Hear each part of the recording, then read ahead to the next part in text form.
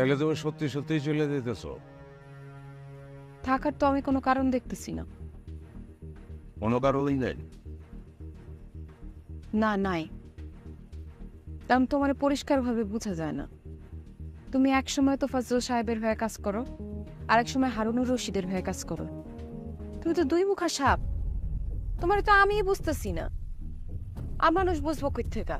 তার উপর আরেকটা ছেলের নিয়ে এসো, সারাক্ষণ তোমার মামা মামা মামা করতেছে। জিজ্ঞেস করলাম, বললা সে তোমার আপন ভাইগনা না। তাহলে সে তোমার কেমন ভাইগনা? আসলে কি ভাইগনা? কোনো কিছুই তো তুমি বুঝায় কইতে পারতেছো না। একটা মানুষে যখন বুঝতেই পারতেছি না, তখন তার ভালোবাসুম কেমনে, তার সাথে সংসার করুম কেমনে?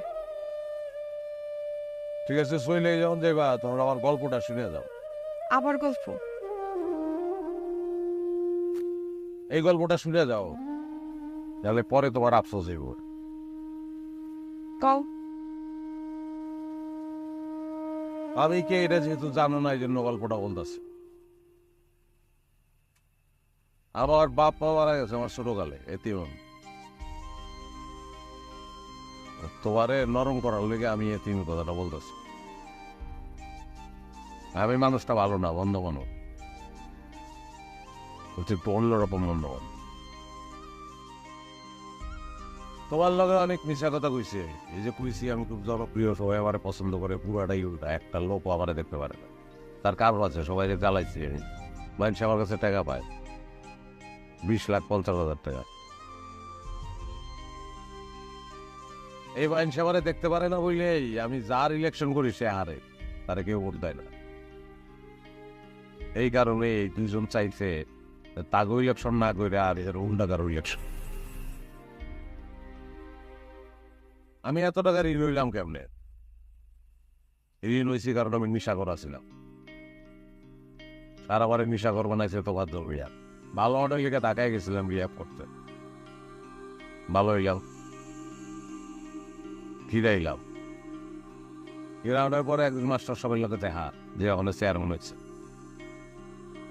কইল দক্ষিণ মাঝদুরা গ্রামের খালের পূব পাশে একটা না 10 বিঘা জমি আর একটা পুষ্করিয়া পাবো, যে এটাই হারু ভাই, হারুন রশিদ হারু, সে খাইতেছে। এটা আমাকে জমি আমি নিজেই জানতাম না। ওই যে ছোটকালে বাপ মারা গেছে তখনই দখল করে বলেছে। তারপর রেজিস্ট্রি অফিসে গিয়ে তল্লাশি করলাম, দেখলাম যে না, কথা ঠিক, জমি আমাকে। কিন্তু আমি কি দিয়ে উদ্ধার করবো? উপায় আছে আমার উদ্ধার করার তো উপায় নাই। এই কিছুদিন আগে জানলাম যে দখল করে রাখে জমির মালিক সে না, দলিল যার সেই জমির মালিক। এটা একটা বল পাইলাম। তারপরে আবার তুরুপের তাস হইলে টেক্কা, এই বাইকটা